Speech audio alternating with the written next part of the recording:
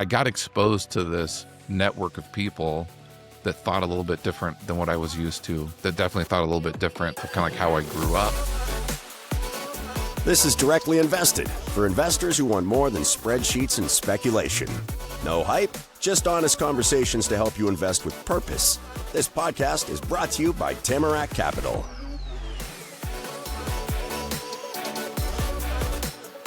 On today's episode, we're going to be diving into Torey Azure's background, who he is, his experience in real estate, and how he became the third partner of Tamarack Capital.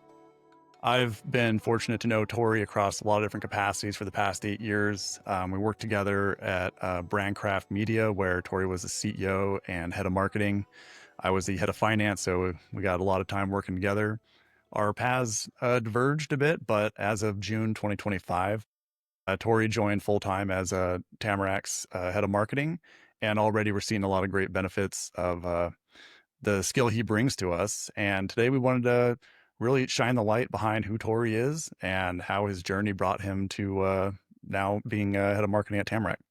Yeah, thanks, Casey. Yeah, I look forward to this. I don't love talking about myself for whatever period of time this podcast lasts, but I think it's important that people do know my story, how I got here, and understand, the path that it took in my professional development, because the transition might seem strange, I would say, to go from Brandcraft and the marketing world to Tamarack. But I think it's a good story, and excited to tell it and also to talk about, the future here at Tamarack. Yeah.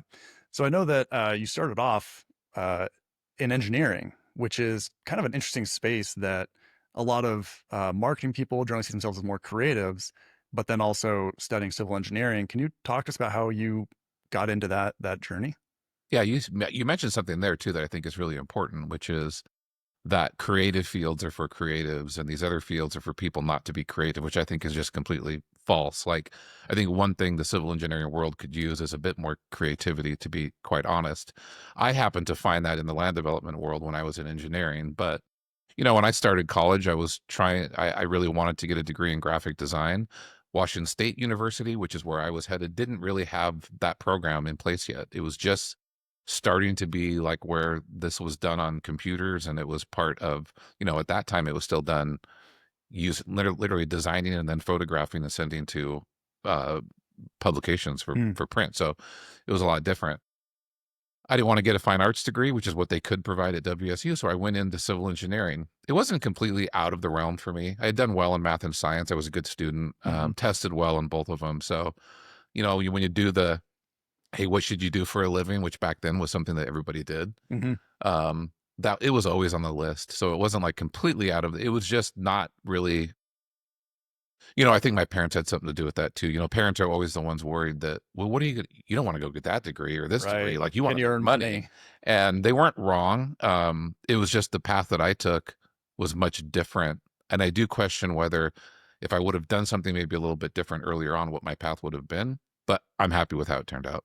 No, that's funny. I actually had a pretty similar thing too, where my parents were like, we'll help you out with a little bit of tuition, but you got to study engineering or science. There's always a carrot, right? Right. Yeah. It's like, we're not going to tell you not to do it, but here's a carrot if you decide to do it. Yeah. So you had the aptitude test. We're like, yeah, Torey, you'd be a good civil engineer. And then was anyone else in your family in engineering or? No, in fact, I was the first one. I was the first one to go to a 4-year university in fact, most of my direct family on both sides. There was success. My grandparents were farmers on one side, and on the other side, on my father's side, they were just hardworking people. Like my grandfather started what I think might have been the first barber shop in North Richland called Ganzel's. It's now down. Oh yeah. Yeah. Grandfather, he cut their hair there for 55 years. He's a lunch pail guy. Just showed up, cut hair. But he knew everything about everything in Richland. I mean, he was if you wanted to figure out what was going on, you went to Ganzel's and putted a few. They had a little putting green in there. And it was really an old school, like, place for men to hang out, basically. So yeah, that was their experience. So, some entrepreneurial stuff, like my dad too, did the same thing, did some entrepreneurial stuff. So that was always there. But the college path was something that I chose and knew I wanted to do. Yeah. So yeah. So then after graduation, You spent some time working as a civil engineer? Yeah, in fact, in the all 4 years I interned, 3 of those were in, at that time it was Battelle, I think was the main contractor out at the area. So I started doing some pretty cool stuff with GIS and mapping at that point, working out in the Hanford Nuclear Reservation. Great experience. But then the last year I ended up interning at the Department of Transportation. And then they're the ones that provided actually a full offer once I got out of college to come work for them. So I did that. We're doing road design. I was doing inspection, bridge inspection. And yeah, I kind of just got thrown to the wolves in that job. Mm. Pretty soon into that job, though, I figured out, I think I was there 3 years or so. I just realized that, it wasn't the government type of work wasn't for me. It didn't really matter how you performed. You just had to stay there long enough and then pass a test, and then you got to the next level and the next. Mm. And so you weren't really rewarded for really knocking it out of the park, like on a design or, being, that's not how it was. It was a merit system that was just different than that. It wasn't based on performance. I didn't really love that. So, yes. Was that job for those 3 years? Because I know you lived in Seattle for a while. Was that Eastern Washington, Western Yeah, Washington? this one was, so I was working for the Eastern District. So yeah, it just basically went from almost to Idaho. That was our territory. Okay. So I actually did spend time away, but it wasn't in Seattle. During that time, I spent about 6 months in the Lewiston-Clarkston area, working on a project. I was the main engineer for that project, and I would say at 20, at 20, what was I, 26 years old, 25 years old, I was not prepared for running a project like that. I remember a time in between, upriver, up the Snake. I can't remember where it was, but we were doing some work, and we broke water. It was 106 degrees out, I think, and we broke a water main, and it cut water off to this area of Lewiston or Clarkston. Oh, no. For, a number of, I just remember thinking, at that age, and then there's interviews trying with the news, they're trying to figure out when water's going to come back on, and you're just like, I'm not prepared for this. But all of it was great experience. All of it taught me a lot. And also, they put a lot of faith in me to go run a project like that far away. There was probably part of it too, where they're like, we don't want to take any of our people that are married with kids and send them to Clarkston for 6 months, but we'll Right. send Torey. So I was the one that got sent, and I was happy to do it, and it was a good time. But yeah, so it was WSDOT right after college, Washington State Department of Transportation. Mm-hmm. And so then what got you over to Seattle? Yeah, so that was after then I was like, okay, I don't know, I don't want to do this. I wonder what else is out there. I actually talked to a dorm buddy of mine, guy named Brian Green, and he and his dad, I knew that they were doing like land development stuff. I knew his dad had done quite a bit of land development. He's like, hey, what do you think about doing? I'm like, I don't know. And he goes, you should come work for us. So that first stint when I went over there, was really about, just learning like the whole land development trade. And I was doing some surveying work, so I was pretty involved with that. But I just got hired as an employee to go work for that company. I was just an engineer. I was just working on projects. But the cool part about that job was I got to know all of the land developers were my client. And you start riding in trucks with them, and you start hanging out with them, and you start going to events that they're at, and you start going to events they're having that they're inviting you to. And I got exposed to this network of people that thought a little bit different than what I was used to, that definitely thought a little bit different of kind of like how I grew up and thought about working and money and things like that.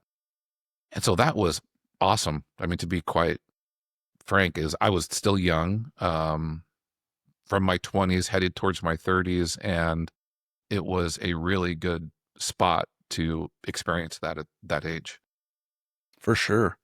And so that was probably in the mid 2000s, early No, 2000s? we were getting it. So I think at WSDOT, I think it was 97 was kind of my last date there. So this was from 97 to about 2000. Then I met a girl.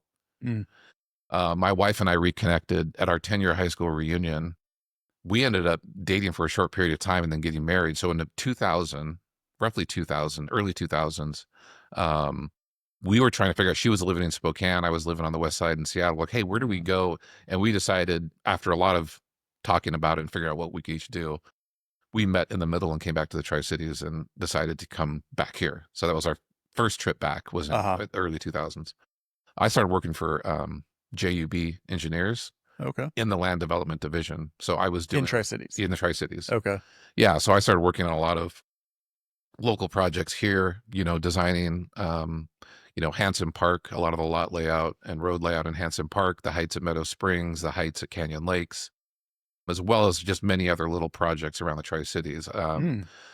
So at that point, I was pretty good at, in fact, coming back to the Tri-Cities was such a refreshment because we could get a project approved on the engineering side in a matter of months. Like we could get it, maybe even less than a month. If we Mm. really pushed it, we could get engineering approved in less than 30 days. These projects in the west side in Pierce County were taking us anywhere. I mean, engineering would take, you're guaranteed over a year, but 1 to 2 years. Is that because of how slow the city staff worked, or is there just more requirements for environmental or studies or something like that? Yeah, it was just major bureaucracy and red tape. So you would submit something, you would always get comments and red lines, just redline your Mm. plans just completely. And then there was no way to reach out to them and talk to them really. So you basically had to just do what they, or if you had an argument, you'd have to document it and say, we don't think we should do this. You send it, it gets in the queue, but the queue might take them 3 months before it comes back up to that reviewer's. Then they look at it. And if they disagree, they just respond and say, no, you have to do it. Well, now you're guaranteed 3 more months. Uh-huh. So you can imagine if you go through this a few times, and there were projects that went through 5 and 6 reviews. And now look, this will come back up later when we start, but we were advocates for our land development clients, which was very unusual in the engineering world. Most engineering companies, most of them have work with the cities, so they don't want to advocate too hard for any of their land development clients. So if you're the engineer of record for the city water system, which exists, or you're the engineer of record for the sewer system, which they have all of these engineers that they consult with, and and our land development client has a beef about what the water department is asking, saying, one of those might be, for example, hey, we want you to develop, half a mile of offsite water main to this location, even though it's not needed just to serve you. That would be a situation where we might say, this is not required by code, and we don't think it's reasonable that you're asking us to do this. If you're the engineer of record for that water system, you don't want to make any of these waves. You don't want to do any of that. So we were always very specific to be independent and not do that type of work. We only worked with land developers.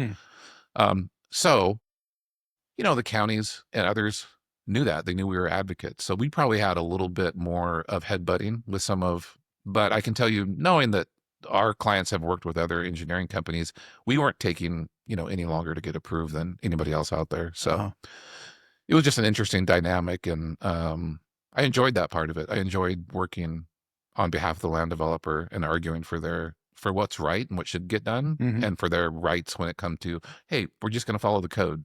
The code is very clear, and that's what we're going to do. Yeah. Well, I really like that you were able to get experience in, different types of political or bureaucratic areas to understand when things are running smoothly versus like the challenges that developers can expect to see in different counties. Yeah, I mean, on top of that, you just look at the government part, which is, we would say that we know the municipal code better often than the own county or city does, because we are in it so much, at least those sections that we were required to know. But then the other side of it is getting to know or having to represent land developers in public meetings, having to represent them at hearing examiners in front of judges, which they had on the west side. Some jurisdictions on the east side, do as well, and in other, jurisdictions around the country. But I had to, operate and defend the project. It was most difficult probably with the public, who, often they just see projects like, this is not in my backyard. Don't build anything. A lot of NIMBYism. Yeah. And you realize you're living in a subdivision we finished 5 years ago. Right. So, and now you're here fighting to say, let's not expand it. I get what they want. I remember a woman contacting me directly because I think I said, hey, if you have any questions. She was livid that every morning she wakes up and she has coffee in her backyard and overlooks the orchard. What she didn't know was that she was in phase one of this development, which was the orchard where she was taken down. Right. And I get it. I get her wanting to wake up and keep that orchard, but the full plan, is available. There was 15 phases. They were in phase one. Yeah. We were just starting phase two. So, that's the hard part of it, is it doesn't really matter what you say. Sometimes you can't convince anybody that it's just not bad that development's moving forward. You're always going to have people who are misaligned with your interest Yeah. on that. Yeah. So you said that was your first homecoming to Tri-Cities. Mm-hmm. What did you move back to the West Side, or what happened? So after that? we moved back, and I started at JUB. Had a great time, learned a lot working in the jurisdictions with them. Moved up pretty quickly. What happened was at JUB was, again, I was just really driven to keep moving forward and figure out what I was going to do. I would say I wasn't a great technical engineer. I didn't love sitting down and working on, sewer systems can slope at 0.5%. Mm-hmm. And you do that every day for a number of, years. And pretty soon you're like, okay, I've mastered this. Uh-huh. I don't really have much to, to continue to do here. Well, they were going to open a Bend office for JUB. And I really wanted to be the one to be chosen to run that office. And they decided not to even give me an interview to do that.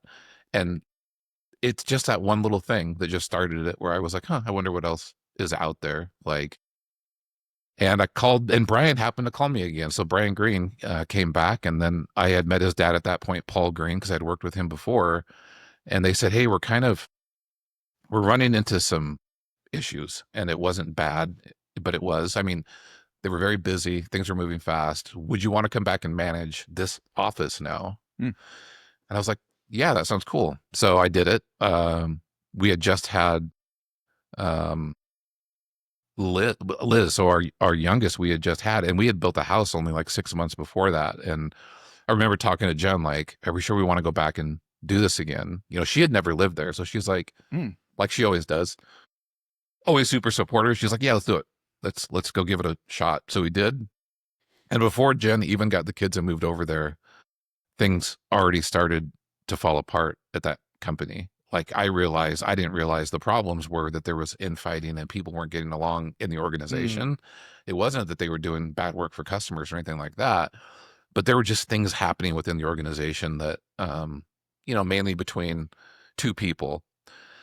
And so I got a call, or I sat down with one of the engineers. It was Brian's dad, Paul Green, and we were talking, and he's like, well, look, why don't we just go start our own thing?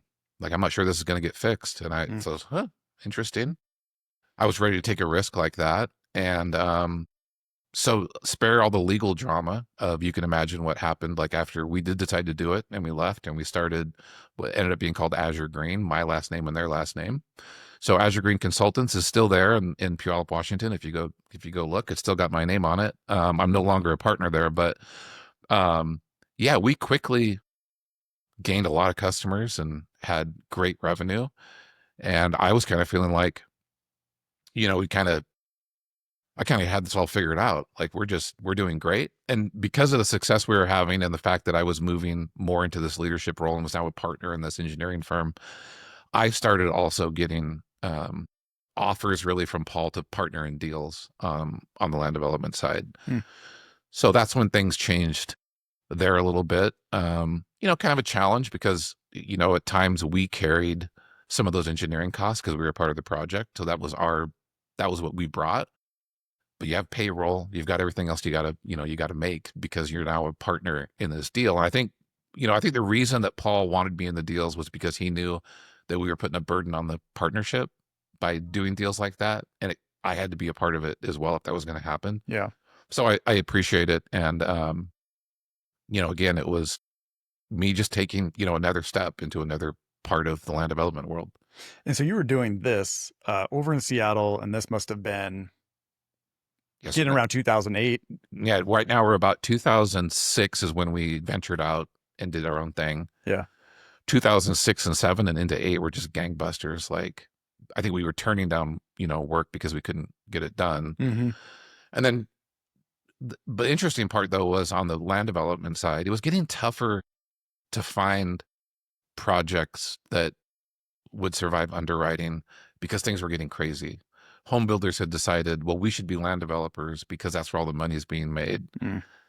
And, when you start getting people in the market that maybe shouldn't be, you can imagine what happens is, if your underwriting's poor, you're going to overpay, and people were overpaying left and right. And using the standards that we had, we had a price. And so honestly, we weren't getting that many projects because things were so crazy that anything, I think Yeah, a lot of people were underwriting speculation. We believe this is what absolutely. it's going to be in 5 years. And so we can buy it for this. Well, and everyone looks back in retrospect and says, well, clearly it was a bubble. Why overbidding? And I think you have to go through one of these market cycles to really understand that you want to be involved. Everyone's making money.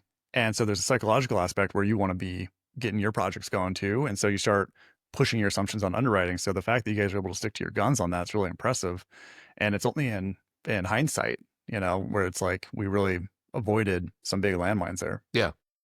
Yeah. And I wish I could say that for every partner, like even in our firm and even like that we knew. But basically, I guess we'll go to what we're talking about, which everyone might know. But so the mortgage crisis really started to hit in '08, I believe Mm. it was '08. And when it hit the Seattle area, it hit hard. There was a lot of really poor lending practices going on. A lot of people buying homes they had no business buying, and which even at my age at that point, I knew it. You could see it. Like, how were these? You heard about, there were mortgage brokers giving people, like, doing crazy stuff, like giving them 50,000 in cash to close on their house, addition to what they had, funding the deal higher, and then forcing them afterwards to give them that cash back in some way. I don't know how he got it back. That particular person, I won't name names, went to prison for it. And when they found him, he had bags of cash. When they arrested him, he had bags of cash in the trunk of his car. So I don't know where he was headed, but like, yeah, it was ugly. This is someone that Wow. we worked with, quite often. Like, I didn't know the full extent of what was happening. I do remember at that stage, though, Jen and I were like, hey, we've been here for a few years. Let's buy a home. And the question was, when we sat down, was like, okay, what do you want to get approved for? I mean, it Not what wasn't, can we, but no, I how didn't much do you ask want? really. There was all these options of, what do you want? You want a 1.5 million? Like, we'll just get you approved for it. And, Jen and I we didn't bite at that. We didn't take anything really. In fact, we got a really, kind of a fixer upper house and in a good location. But it was still strange. It was a strange time. Anyway, in '08, it all kind of came to roost and things got bad. Our clients really, I mean, what they were going through was like nothing. I didn't have much compared to what they were going through. My life's work wasn't in projects. And for some of these guys, it was, Yeah. they would often move from project to project. And so I felt, bad for them. The company survived. Obviously, it's still there on the west side because we started working for banks. Funny enough, the banks didn't know what to do with this property. They were taking property back left and right, and they had no idea what to do with it. They didn't want to lose value, so they're like, well, we have to keep these entitlements going. Let's try and get it approved, because no one knew how long this was going to last. We honestly, man, looking back on it, like that time was kind of like COVID, where I said, man, if this lasts like 3 months or 6 months, we're going to be not doing good. Well, it ended up lasting almost 3 or 4 years Hmm. before it ever even got back to. In fact, in 4 years, it wasn't back to, home prices weren't back to where they were, and value weren't back to where they were. So it was a long time. Yeah, it took 4 years just for prices to start coming out of Hmm. that bottom. Yeah. We were over in Seattle at that time. We bought our first house in uh, the summer of 2012, and the market was still dead. We could bid on anything and get it. And then 3 months later, it wasn't. It Yeah. started coming back, and prices have just been increasing since then. Yeah. So this is interesting because this is when then I start to go back to, I don't know if I was fearful at that time or if it was just there was so much emotional toil in land development and the land work that we were doing at that time, and watching people kind of going through things, and Jen and we went through some things too. It was rough. When you have kids, we had 3 kids at that point, very young ages. Jen's working and doing good, and then I'm not bringing no money home. Just like, damn, I got to figure out something that, and I don't know why. I just decided I'm going to go back to what I originally was thinking, like before college, which was I'm going to, I think I could do this marketing thing. So I was already doing it on the side. Hmm. I think back on that time, like, man, I had so much going on. I was still doing like work on the evenings, on the weekends, because I really loved marketing and branding and design. So people would hit me up. Like I would just get referrals and people would call, and I was doing that work. And so I remember telling the partners in Azure Green in about 2009 or 10, like, hey, why don't we start up this Azure Green creative side of the business and we'll see how it goes. And it ended up going good. I ended up, I was getting, enough work to probably, pay mine and another worker's salary on what we were doing. And then it became more than that.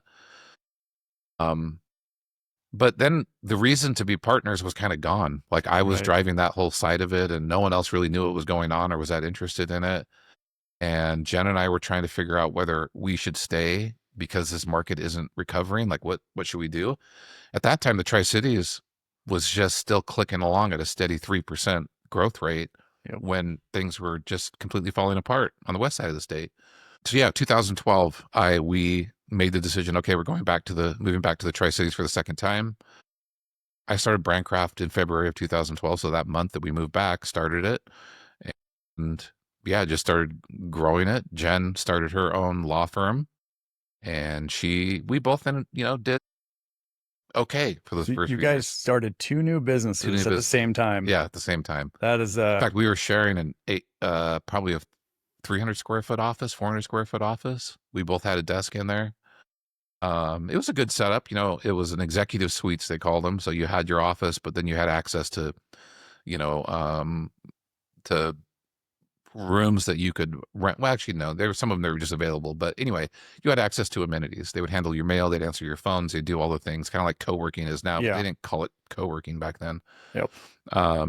So yeah, that's when we came back. We were 2012, you're back and you started Brandcraft. Yeah, so 2012, and also like I feel like in some ways Jen and I are just starting over again. Like it's our careers are starting again. Like, okay, what are we going to do now? Not as much true for Jen as it was for me, but definitely for me. Wow. And so fast forward to 2017, you're still doing Brandcraft, and this is where you and I first met. Yeah, I was still doing Brandcraft, and honestly, I was doing good. I thought the struggle to scale was me and cash at that time. And I think come to find out, it wasn't really probably either one.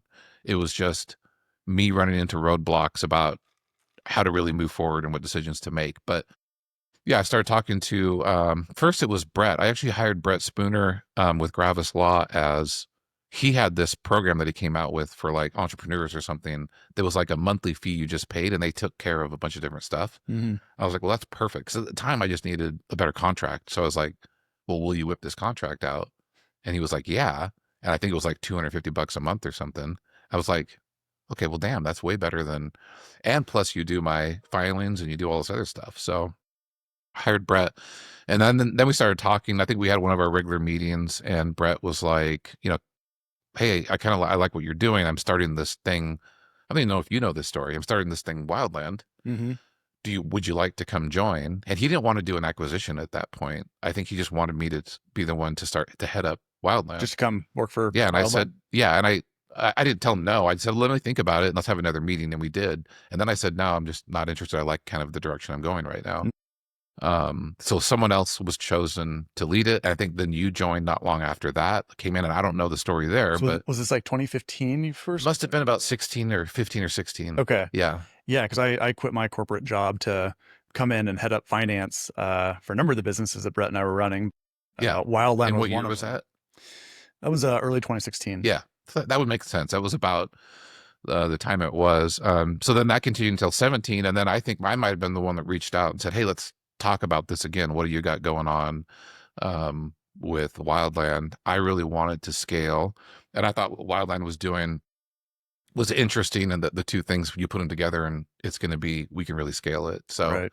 I said yes to an acquisition. An acquisition was had after a lot of talks. And so Brandcraft joined then Wildland, still kept its name and Right. operated, but became a part of Wildland. And for some background context on that, Wildland was a software development business focused on both creating minimum viable products for entrepreneurs, but also we created software products for a number of different industries. And we needed more creative talent for the branding, for the user interfaces of these software products, and also for trying to market these products. So that's where it made a lot of Yeah. sense to bring in you and your team. And there was a lot of cool projects happening, and there was a lot of good energy. I think those first years there in 17 and 18 were pretty exciting because it seemed like everything, there was a lot getting spun up at the time. And you're Yep. like, okay, this is going to be, this is going to be great. It's going to be awesome. And so that was fun. It was different. It was a little bit more, what I would say bootstrapped than maybe I wanted it to be at the time, but you also work through some things when that happens and learn from it and figure out like, okay, like what is my style? What is it that I want? What is it I'm looking for? But all that being said, Brandcraft just continued to grow after that acquisition, which was great. Yeah. And so I left Brandcraft about a year after that acquisition to go head up finance for Brett at Gravis Law. But what I think is really interesting is, Max Schneider, our other partner, actually joined Brandcraft as the chief growth officer, I believe, that was like 2020, right at the start of the pandemic, right? That sounds right. Let's just ask Max. Max, when March, April, May? March. Because yeah, you joined and like never even got to meet the team in person before. You guys all went remote. Yeah, so March 2020, and Max had a number of roles, but one of them was like, hey, we're trying to scale and we want to do some acquisitions. And then we kind of laid out like, okay, here's what the responsibilities would be. And so, yeah, when Max joined the team, that's when kind of we had this idea. Also, let's scale back a little bit. Wildland had been basically kind of acquisitioned away. Right. So Wildland went with another product that they were building, and the team went. So Brandcraft is now on its own. Brandcraft is just Brandcraft. There's no Wildland. Well, there is no software development. There's no software development. Yeah, back to marketing. So it was a weird time because of COVID. I mean, obviously, but it quickly, I think we started to realize that our revenue that went down slightly when COVID first hit, we realized there was growth opportunity too. Like people now were really trying to, I mean, obviously online and online sales and marketing now digitally was the only way you're going to reach people. So yeah, that there ended up being a lot of opportunity. So Max came in, was reaching out to a lot of firms, helped us land our first acquisition in Boise that we closed on. That was a great acquisition, ended up really giving us a good revenue boost and giving us some credibility. And then we were all responsible probably for our Spokane, not really acquisition. No, we did a small acquisition in Spokane and then started that. And we really didn't have the leadership there. So that one didn't take off like our other two locations did. But we were a 3-location firm at that point and, in millions in revenue, which was cool from where I started it, which was about, I had a goal of having 5,000 a month in revenue when I moved back in 2012. So right. At this point now in 2020, 21, 22, where we were, got into those millions in revenue, that was cool. Well, it's a big change too. You go from being a solopreneur and maybe having like 1 or 2 direct reports and getting over that hurdle where now you have different levels of management. You have your billable staff, you have people keeping everyone organized, on track, project management, and then you're out there leading, selling, and really stepping into that larger role. Yeah, that and trying to figure out what's coming in the next 6 months, I thought was the biggest challenge always, which was, hey, what do our sales look like? What does momentum look like? How are we, I think there was some luck in the early days of us growing and putting the right people in, just assuming the revenue was going to keep going higher. Mm-hmm. Well, guess what? It just kept going higher. So we were like, oh, we've got this figured out, right? Revenue, as long as you just plan for it, revenue just keeps going up. Yeah, business is easy. Yeah, it wasn't easy. I won't say that, but we felt it was predictable. I always thought that the end of the year planning for the budget for the next year was always like, okay, let's just plan for 10% growth. And you write that down and then you put all the budget in. And I knew that there was something missing there. Like, how are we going to ensure that this is what revenue is? So that was the biggest challenge for me. Everything else I thought was, it's just busy work and it's pretty, you have to stay on top of it. That's a lot of the things, just managing a company like that is just making sure that people are doing what they need to be doing. But I was, you know, I think I, let people do what they needed to do, and trusted they were getting it done. And, yeah, we were doing good. So then that led you into 2024, 2025. And, we had a lot of the remnants of this wildland, brandcraft structure. And, you started reevaluating, especially as there was economic uncertainty, getting budgets dry up quicker. Revenue wasn't just steadily increasing 10%. There's more challenges in the marketplace. And I remember the conversation was, we got to reevaluate how we want to be handling this because it's going to be a grind and the Yeah. current structure is a bit outdated. Yeah. In fact, it was probably more personal before that conversation happened, because I was now, let's see, at that time, I had turned 50. And I started thinking, you know what? Like, if I could look back at just all the partnerships and other things I've done, I was like, I've never been more in control as I am right now. But also, I didn't, if I was going to put the work in that I wanted to put in for the next, 10 years, I wanted to be something that was going to set me up for success, basically heading into my 60s, where, at my age, I'm like, I got 10 years here of really solid work to put in. I don't know that I ever plan to really stop working. Like, I want something I'm doing that I can continue to do.